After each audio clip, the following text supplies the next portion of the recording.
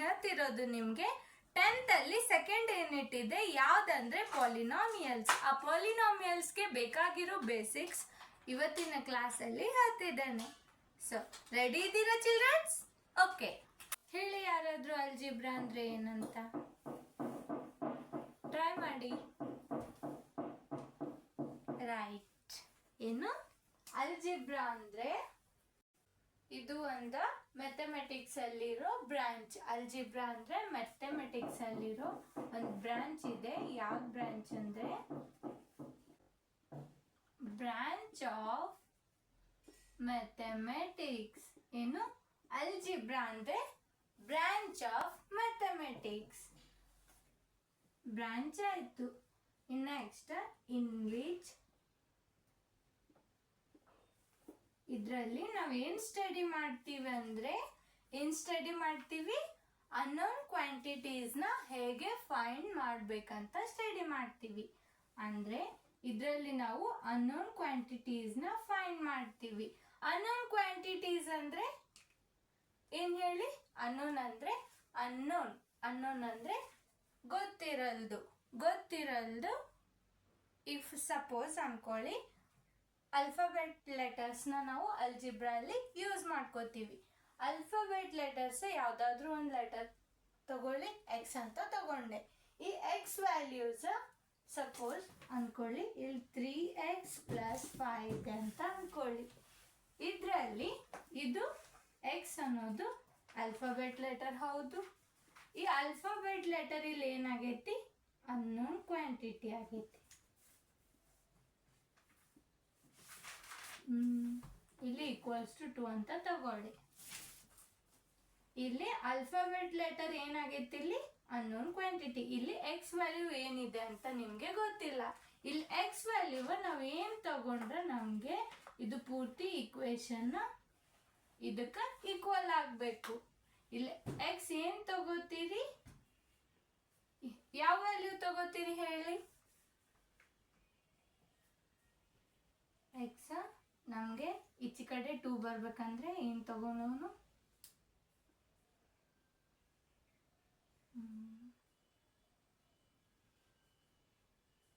-1 ತಗೊಳ್ಳೋನು. X value -1 ತಗೊಳ್ಳಿ. ಈಗ ಅನ್ಕೊಳ್ಳಿ, ಇದು ಎಕ್ಸ್ ಅನ್ನೋದು ಅನ್ನೋನ್ ಕ್ವಾಂಟಿಟಿ ಹೌದು. ಎಕ್ಸ್ ಅನ್ನೋನ್ ಕ್ವಾಂಟಿಟಿ ಅಂತ ಹೇಳಿದ್ದೆ. ಎಕ್ಸ್ ಅನ್ನೋನ್ ಕ್ವಾಂಟಿಟಿ ಇಲ್ಲಿ -1 ನಾನು ತಗೊಂಡೆ. ಎಕ್ಸ್ ವ್ಯಾಲ್ಯೂನ ನಾನು -1 ಆಗಿ ತಗೊಂಡೆ. ಈ -1 ಇಲ್ಲಿ ಸಬ್ಸ್ಟಿಟ್ಯೂಟ್ ಮಾಡಿದ್ರೆ ಇದು ಮತ್ತೆ ಇದು ಏನಾಗ್ತೈತಿ? ಈಕ್ವಲ್ ಆಗ್ತೈತಿ. ಸೊ ಹಾಗಾದ್ರೆ ಇಲ್ಲಿ ಎಕ್ಸ್ ಏನಾಯ್ತು? ಇದು ಅನ್ನೋನ್ ಕ್ವಾಂಟಿಟಿ. ಈಕ್ವಲ್ ಹೇಗೆ ಆಗ್ತೈತೆ ಅಂದ್ರೆ ಇದು -1 ಇಲ್ಲಿ ಸಬ್ಸ್ಟಿಟ್ಯೂಟ್ ಮಾಡಿ ನೋಡಿ. 3 × -1 + 5 = 2. ಇದು 3 × -1 ಅಂದ್ರೆ -3 + 5 = 2. 5 ಅಲ್ಲಿ 3ನ ಸಬ್ಟ್ರಾಕ್ಟ್ ಮಾಡಿದ್ರೆ 2 ಈಕ್ವಲ್ ಆಯ್ತು ತಾನೆ? ಸೊ ಹಾಗಾದ್ರೆ ನಾವು ಇಲ್ಲಿ ಇದು ಎಕ್ಸ್ ಅನ್ನೋನ್ ಕ್ವಾಂಟಿಟಿ ಅಂತ ನಾವು ಅನ್ಬೋದು. ಅನ್ನೋನ್ ಕ್ವಾಂಟಿಟಿ ಇಲ್ಲಿ ಒಂದು ನಂಬರ್ನ ರಿಪ್ರೆಸೆಂಟ್ ಮಾಡೋದಿಕ್ಕೆ ನಾವು ಅಲ್ಫಾಬೆಟ್ ಲೆಟರ್ಸ್ ನ ತಗೋತೀವಿ. ವ್ಯಾಲ್ಯೂಸ್ ನ ರಿಪ್ರೆಸೆಂಟ್ ಮಾಡೋದಿಕ್ಕೆ ಇದು ಒಂದು ವ್ಯಾಲ್ಯೂ. ಇದೇನೈತಿ? ವ್ಯಾಲ್ಯೂ. ಈ ವ್ಯಾಲ್ಯೂನ ರಿಪ್ರೆಸೆಂಟ್ ಮಾಡೋದಿಕ್ಕೆ ನಾವು ಅಲ್ಜಿಬ್ರಾ ಅನ್ನೋ ಬ್ರಾಂಚ್ ಅಲ್ಲಿ ನಾವೇನ್ ಮಾಡ್ತೀವಿ? ಅಲ್ಫಾಬೆಟ್ ಲೆಟರ್ಸ್ ನ ತಗೋತೀವಿ. ಅರ್ಥ ಆಯ್ತಾ? ಓಕೆ. ಅಲ್ಜಿಬ್ರಾ ಅಂದ್ರೆ branch of mathematics in which study about. ಇಲ್ಲಿ ಇನ್ ವಿಚ್ ವಿ ಅಂತ ಬರ್ಕೊಳ್ಳಿ.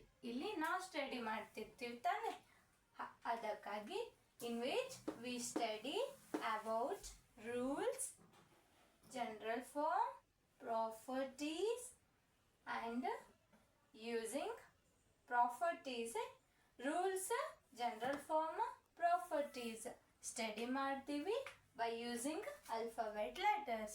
ರೂಲ್ಸ್ ಅಂದ್ರೆ ಯಾವ್ಯಾವ ತರ ಈ ಲೆಸನ್ ಅಲ್ಲಿ ಬರ್ತವೆ ನೋಡೋಣ. ಜನರಲ್ ಫಾರ್ಮ್ ಹೇಗೆ, ಪ್ರಾಪರ್ಟೀಸ್ ಅಂತೂ ನೀವು ಕಲ್ತೀರಿ, ಕಮಿಟೇಟಿವ್, ಅಸೋಸಿಯೇಟಿವ್, ಇವೆಲ್ಲ ಪ್ರಾಪರ್ಟೀಸ್ ಇದರಲ್ಲಿ ಬರ್ತವೆ. ಸೊ ಇನ್ನು ಯಾವ್ಯಾವ ಆಲ್ಫಾಬೆಟ್ ಲೆಟರ್ಸ್ ಬಳಸ್ಕೋತೀವಿ ನಾವು? A B C X Y Z T P Q R S L M N et cetera. ಅಂದರೆ ಇನ್ನು ಕೆಲವೊಂದಿಷ್ಟು ಆಲ್ಫಾಬೆಟ್ ಲೆಟರ್ಸ್ನ ನಾವು ಬಳಸ್ಕೋತೀವಿ. ಇದು ನೋಟ್ ಮಾಡ್ಕೊಂಡ್ರಾ? ನೆಕ್ಸ್ಟ್ ಟಾಪಿಕ್ ಯಾವ್ದಂದ್ರೆ ಚಿಲ್ಡ್ರನ್ಸ್, ನೆಕ್ಸ್ಟ್ ಏನ್ ಹೇಳಿದ್ದೆ ನಾನು? ಕಾನ್ಸ್ಟೆಂಟ್. ಇನ್ನು ಕಾನ್ಸ್ಟೆಂಟ್ ಅಂದ್ರೆ ಇವು fixed value.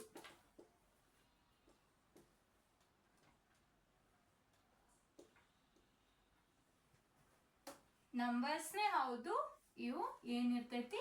Fixed value. Constant ಯಾವುದು? ಫಿಕ್ಸ್ಡ್ ವ್ಯಾಲ್ಯೂಗೆ ನಾವೇನಂತೀವಿ? ಕಾನ್ಸ್ಟೆಂಟ್ ಅಂತೀವಿ. ಯಾವ್ಯಾವ ಹೇಳಿ ಎಕ್ಸಾಂಪಲ್ಸ್? 2 ತಗೊಳ್ಳಿ, 3 ತಗೊಳ್ಳಿ, 1/2 ತಗೊಳ್ಳಿ, ಇವೆಲ್ಲ ಫಿಕ್ಸ್ ವ್ಯಾಲ್ಯೂ. ನಾವು ಮ್ಯಾಥಮೆಟಿಕ್ಸ್ ಅಲ್ಲಿ ಈ ತರ ವ್ಯಾಲ್ಯೂನು ನೋಡಿವಿ. ಇದು ಒಂದು ಕಾನ್ಸ್ಟೆಂಟ್ ಆಗಿ, ಈ ವ್ಯಾಲ್ಯೂನು ನಾವು ಕಾನ್ಸ್ಟೆಂಟ್ ಆಗಿನೇ ತಗೋತೀವಿ. ಏನಂತೀವಿ ಇದಕ್ಕೆ? ಪೈ. ಈ ಪೈ ವ್ಯಾಲ್ಯೂ ಇದು ಏನೈತಂದ್ರೆ ಏನಿದೆ? 3.142. ಇದೇನು? Pi value. ಇದು ಕಾನ್ಸ್ಟೆಂಟ್. ಇದ್ರ ವ್ಯಾಲ್ಯೂ ಫಿಕ್ಸ್ ಇದೆ. ಜಾಮೆಟ್ರಿ ಒಳಗಡೆ ನಾವು ಇದನ್ನ ಸ್ಟಡಿ ಮಾಡ್ತೀವಿ. ಸರ್ಕಲ್ ಟಾಪಿಕ್ ಅಲ್ಲಿ ಸ್ಟಡಿ ಮಾಡ್ತೀವಿ. ಏನು? ಪೈ ವ್ಯಾಲ್ಯೂ ಏನು? 3.142. ಈ ಸಿಂಬಾಲಿಗೆ ಪೈ ಅಂತಾರೆ. ಇದು ಕೂಡ ಕಾನ್ಸ್ಟೆಂಟ್. ಏನು? ಈ ವ್ಯಾಲ್ಯೂ 2.718. ನೀವೇನ್ ಮಾಡಬೇಕು? ಪೈ ವ್ಯಾಲ್ಯೂ ಮತ್ತೆ ಈ ವ್ಯಾಲ್ಯೂನ ನೀವು ರಿಮೆಂಬರ್ ಇಟ್ಕೋಬೇಕು. ಇವೆರಡು ಇಂಪಾರ್ಟೆಂಟ್ ಟಾಪಿಕ್. ನಿಮಗೆ ಮ್ಯಾಥಮೆಟಿಕ್ಸ್ ಅಲ್ಲಿ ಮತ್ತೆ ಫಿಸಿಕ್ಸ್ ಅಲ್ಲಿ ಸಾಲ್ವ್ ಮಾಡುವಾಗ ನಿಮಗೆ ಇವು ಟಾಪಿಕ್ಸ್ ಬೇಕು, ಇವು ವ್ಯಾಲ್ಯೂಸ್ ಬೇಕು. ಇವೆರಡು ಕಾನ್ಸ್ಟೆಂಟ್ ವ್ಯಾಲ್ಯೂ. ಕಾನ್ಸ್ಟೆಂಟ್ ಅಂದ್ರೆ ಫಿಕ್ಸ್ಡ್ ವ್ಯಾಲ್ಯೂ. ಈ ಅನ್ನೋ ಸಿಂಬಾಲ್ದು ಫಿಕ್ಸ್ಡ್ ವ್ಯಾಲ್ಯೂ 2.718. ಪೈ ಅನ್ನೋ ಸಿಂಬಾಲ್ದು ಫಿಕ್ಸ್ಡ್ ವ್ಯಾಲ್ಯೂ 3.142. ಇವು ಕಾನ್ಸ್ಟೆಂಟ್ಸ್ ಅಂತೂ ಗೊತ್ತಿದೆ ನಿಮಗೆ. ಅರ್ಥ ಆಯ್ತಾ? ನೋಟ್ ಮಾಡ್ಕೊಳ್ಳಿ. ಇವು ಕಾನ್ಸ್ಟೆಂಟ್ ಸಿಂಬಾಲ್ಸ್. ಇವು ನೋಟ್ ಮಾಡ್ಕೊಳ್ಳಿ. ನಾವು ಇಲ್ಲಿ M N P Q sometimes variables ಆಗಿನೂ ತಗೋತೀವಿ ಮತ್ತೆ ಕಾನ್ಸ್ಟೆಂಟ್ ಆಗಿನೂ ತಗೋತೀವಿ. ಇದು ನೋಟ್ ಮಾಡ್ಕೊಳ್ಳಿ. ಇದು ಪೈ, PI, ಪೈ ವ್ಯಾಲ್ಯೂ ಹೇಳಿದ್ದೇನೆ. ಈ ವ್ಯಾಲ್ಯೂ ಏನು? 2.718. ಇದು 7 ಇದೆ. ಇನ್ನು ಇದು 5 ಅಂತಾರೆ ಇದಕ್ಕೆ. 5 ಸಿಂಬಾಲ್ ಈ ತರಾನು ಬರಿತೀವಿ. ಇಲ್ಲಿ 0 ಬರೆದು ಹೀಗೆ ಒಂದು ಲೈನ್ ಕೊಡ್ತೀವಿ. ಇವು ಎರಡು ತರ ಬರಿತೀವಿ 5 ಸಿಂಬಾಲ್. ಇದ್ರದ್ದು ಅಪ್ರಾಕ್ಸಿಮೇಟ್ ವ್ಯಾಲ್ಯೂ, ಇವೆಲ್ಲ ಅಪ್ರಾಕ್ಸಿಮೇಟ್ ವ್ಯಾಲ್ಯೂಸ್ ಇದಾವೆ. ಏನು? ಇದ್ರದ್ದು 5 ವ್ಯಾಲ್ಯೂ ಎಷ್ಟಿದೆ? 1.618. ಇದು ನೋಟ್ ಮಾಡ್ಕೊಳ್ಳಿ. ವೇರಿಯೇಬಲ್ಸ್ ಅಂದ್ರೆ ಏನ್ ಹೇಳಿ ಚಿಲ್ಡ್ರನ್ಸ್? ವೇರಿಯೇಬಲ್ಸ್ ಅಂದ್ರೆ ಸಿಂಬಾಲ್ಸ್. ಇವು ಸಿಂಬಾಲ್ಸ್ ಹೌದು. ಸಿಂಬಾಲ್ಸ್ ಯಾವ? ಯೂಶುವಲಿ ಲೆಟರ್ಸ್ ನಾವು ತಗೋತೀವಿ. That represent. ಏನ್ ರಿಪ್ರೆಸೆಂಟ್ ಮಾಡ್ತೀವಿ? ರಿಪ್ರೆಸೆಂಟ್ ಅಂದ್ರೆ ತೋರಿಸೋದು, ಅಂದ್ರೆ ಶೋ ಮಾಡೋದು. A number whose value can change. Variables the ವ್ಯಾಲ್ಯೂನ ಚೇಂಜ್ ಆಗ್ತೈತಿ. ಅಂದ್ರೆ ವೇರಿಯೇಬಲ್ಸ್ ನಂಬರ್ನೇ ಹೌದು, ಆದ್ರೆ ಎಂತ ನಂಬರ್ಸ್ ಅಂದ್ರೆ ವ್ಯಾಲ್ಯೂ ಚೇಂಜ್ ಆಗೋ ನಂಬರ್ಸಿಗೆ ವೇರಿಯೇಬಲ್ಸ್ ಅಂತಾರೆ. ಅರ್ಥ ಆಯ್ತಾ? ಏನು? ವ್ಯಾಲ್ಯೂ ಚೇಂಜ್ ಆಗತ್ತಿರೋ ನಂಬರ್ಸಿಗೆ ಏನಂತಾರೆ? ವೇರಿಯೇಬಲ್ಸ್. ಏನ್ ಹೇಳಿ? ವ್ಯಾಲ್ಯೂ ಚೇಂಜ್ ಆಗುತ್ತಿರೋ ನಂಬರ್ಸಿಗೆ ವೇರಿಯೇಬಲ್ಸ್. ಮೀನ್ಸ್ ಬ್ರಾಕೆಟ್ ಅಲ್ಲಿ it's value can change. It's value not fixed. ಅಂದ್ರೆ ಫಿಕ್ಸ್ಡ್ ಆಗಿ ಇಲ್ಲ ವ್ಯಾಲ್ಯೂ. ಫಾರ್ ಎಕ್ಸಾಂಪಲ್ ವೇರಿಯೇಬಲ್ಸ್ನ ನಾವು ಯಾವ ಸಿಂಬಾಲ್ಸ್ ತಗೋತೀವಿ ಅಂದರೆ ವೇರಿಯೇಬಲ್ಸ್ ರೀಪ್ರೆಸೆಂಟ್ ಮಾಡುವಾಗ ಸಿಂಬಾಲ್ಸ್ ಯಾವ್ಯಾವ ತಗೋತೀವಿ ಅಂದರೆ X Y P Q R ತಗೋತೀವಿ, ಮತ್ತೆ ಟಿ ತಗೋತೀವಿ, M N L E T C ಇವು ಕೆಲವೊಂದಿಷ್ಟು ನಂಬರ್ಸ್ನ ನಾವು ತಗೋತೀವಿ. ಏನು X Y Z P Q R T, ಇಲ್ಲಿ ಇನ್ನೊಂದು ಎಸ್ ಲೆಟರ್ಸ್ನ ತಗೋತೀವಿ. ಇದರಲ್ಲಿ ಕೆಲವೊಂದು ಇವು ನೋಟ್ ಮಾಡ್ಕೊಳ್ಳಿ. ಏನು ಸಿಂಬಾಲ್ಸ್ನ ನಾವು ಯಾವ ಸಿಂಬಾಲ್ಸ್ ವೇರಿಯೇಬಲ್ಸ್ ಆಗಿ ತಗೋತೀವಿ ಅಂದರೆ X Y Z P Q R S T M N L E T C ಇವು ನೋಟ್ ಮಾಡ್ಕೊಳ್ಳಿ. ಇನ್ನು ಕೆಲವೊಂದಿಷ್ಟು ಆಲ್ಫಾಬೆಟ್ ಲೆಟರ್ಸ್ ಬರ್ತವೆ, ಅವು ಒಮ್ಮೊಮ್ಮೆ ನಾವು ವೇರಿಯೇಬಲ್ಸ್ ಆಗಿನೂ ತಗೋತೀವಿ, ಒಮ್ಮೊಮ್ಮೆ ಕಾನ್ಸ್ಟೆಂಟ್ ಆಗಿನೂ ತಗೋತೀವಿ. ನೆಕ್ಸ್ಟ್ ಏನ್ ಮಾಡಿ ಚಿಲ್ಡ್ರನ್ಸ್, ಇವು ಪಾಯಿಂಟ್ಸ್ ನ ನೋಟ್ ಮಾಡ್ಕೊಳ್ಳಿ. ಏನು ಕಾಮನ್ ವೇರಿಯೇಬಲ್ ಸಿಂಬಾಲ್ಸ್. ಇದರಲ್ಲಿ ಫಸ್ಟ್ ಏನು ಎಕ್ಸ್ ವೈ ಝೆಡ್ ನ ನಾವು ಮೋಸ್ಟ್ ಕಾಮನ್ ವೇರಿಯೇಬಲ್ಸ್ ಆಗಿ ತಗೋತೀವಿ. ಮೋಸ್ಟ್ ಕಾಮನ್ಲಿ ಯಾವ ವೇರಿಯೇಬಲ್ಸ್ ಕನ್ಸಿಡರ್ ಮಾಡ್ಕೋತೀವಿ ಅಂದ್ರೆ ಎಕ್ಸ್ ವೈ ಝೆಡ್. ಇವು ಮೋಸ್ಟ್ ಕಾಮನ್ ಆಗಿ ತಗೊಳ್ಳೋ ಅಂತ ವೇರಿಯೇಬಲ್ಸ್. ನೆಕ್ಸ್ಟ್ ಏನು A B C, A B C ಇವೇನ್ ಮಾಡ್ತೀವಿ ಕಾನ್ಸ್ಟೆಂಟ್ಸ್ ಆಗಿ ತಗೋತೀವಿ. ಕಾನ್ಸ್ಟೆಂಟ್ಸ್ ಅಂದ್ರೆ ಅವು ವ್ಯಾಲ್ಯೂ ಫಿಕ್ಸ್ ಇರುತ್ತೆ. ಅಂದ್ರೆ ಫಾರ್ ಎಕ್ಸಾಂಪಲ್ 2 ಅಂತ ತಗೊಳ್ಳಿ. 2 ಅಂದ್ರೆ 2 ವ್ಯಾಲ್ಯೂ ಫಿಕ್ಸ್ ಇದೆ, 3 ಅಂದ್ರೆ 3 ವ್ಯಾಲ್ಯೂ ಫಿಕ್ಸ್ ಇದೆ. ಹಾಗೆ ಇರೋ ನಂಬರ್ಸ್ಗೆ ಏನಂತಾರೆ ಕಾನ್ಸ್ಟೆಂಟ್ಸ್. ಕೋಎಫಿಷಿಯಂಟ್ಸ್ ಅಂದ್ರೆ ವೇರಿಯೇಬಲ್ ಜೋಡೆ ಮಲ್ಟಿಪ್ಲೈ ಆಗಿರುತ್ತೆ. ವೇರಿಯೇಬಲ್ ಜೋಡೆ ಮಲ್ಟಿಪ್ಲೈ ಆದ್ರೆ ಏನಾಗ್ತೈತೆ ಅದು ಕೋಎಫಿಷಿಯಂಟ್. ಇನ್ ಸಮ್ ಟೈಮ್ಸ್ ಏನಾಗ್ತೈತೆ ಅಂದ್ರೆ ಕೋಎಫಿಷಿಯಂಟ್ ವೇರಿಯೇಬಲ್ ಜೋಡೆ ಕಾನ್ಸ್ಟೆಂಟ್ ಆಗಿನೂ ಮಲ್ಟಿಪ್ಲೈ ಆಗಿರ್ತೈತಿ, ವೇರಿಯೇಬಲ್ ಆಗಿನೂ ಮಲ್ಟಿಪ್ಲೈ ಆಗಿರ್ತೈತಿ. ಹೇಗೆ ಅಂದ್ರೆ ಕಾನ್ಸ್ಟೆಂಟ್ ಆಗಿ ಮಲ್ಟಿಪ್ಲೈ ಆದ್ರೆ 3x.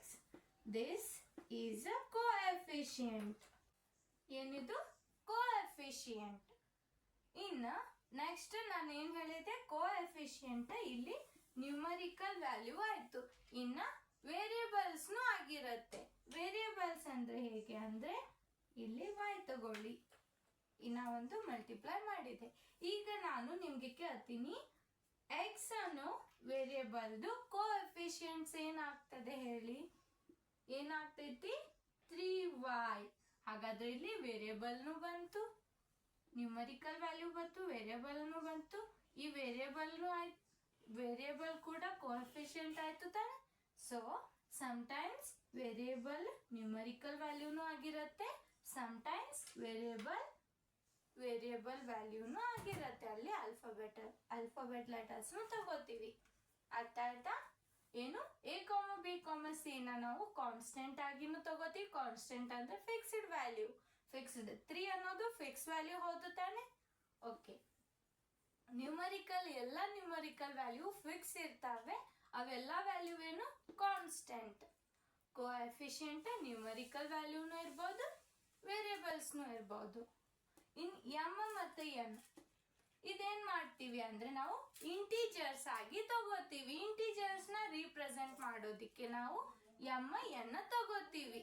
ಟೆಕ್ಸ್ಟ್ ಬುಕ್ ಅಲ್ಲಿ ನೋಡಿರ್ತೀರಿ, ಕೆಲವೊಂದ್ ಕಡೆ ಎನ್ ಎಂ ಹೀಗೆಲ್ಲ ಇಂಟೀಜರ್ಸ್ ರೀಪ್ರೆಸೆಂಟ್ ಮಾಡುವಾಗ ತಗೊಂಡಿರ್ತಾರೆ. ಇದು ಇಂಟೀಜರ್ಸ್ ಲೆಸನ್ಸ್ ಆಲ್ರೆಡಿ ಹೇಳಿದ್ದೇನೆ ನಾನು. ಇಂಟೀಜರ್ ಬಗ್ಗೆ ಎಲ್ಲ ಇನ್ಫಾರ್ಮೇಶನ್ ಆಲ್ರೆಡಿ ನಾನು ಪ್ರೀವಿಯಸ್ ಕ್ಲಾಸ್ ಅಲ್ಲಿ ಹೇಳಿದ್ದೇನೆ. ಪ್ಯಾರಾಮೀಟರ್ಸ್ ಅಂದ್ರೆ ನೀವು ಇದ್ರೊಳಗಡೆ ಜಾಮೆಟ್ರಿ ಒಳಗಡೆ ಕಲಿತೀರಿ. ಅದರಲ್ಲಿ ನಾವು ಪ್ಯಾರಾಮೀಟರ್ಸಿಗೆ ಎಂ ಮತ್ತೆ ಎನ್ ತಗೋತೀವಿ. ಪ್ಯಾರಾಮೀಟರ್ಸ್ ಜಾಮೆಟ್ರಿ ಒಳಗಡೆ ನೀವು ಕಲಿತೀರಿ ಪ್ಯಾರಾಮೀಟರ್ಸ್ ಅಂದ್ರೆ. ಇನ್ನು ಟಿ ಏನ್ ಮಾಡ್ತೀವಿ ಅಂದ್ರೆ ಇದು ಟೈಮ್ ವೇರಿಯೇಬಲ್. ಟೈಮ್ ನ ರೀಪ್ರೆಸೆಂಟ್ ಮಾಡೋದಿಕ್ಕೆ ತಗೊಳ್ಳೋಂತ ವೇರಿಯೇಬಲ್ ಯಾವುದು? ಟೈಮ್ ವೇರಿಯೇಬಲ್ ಯಾವುದು? ಟಿ.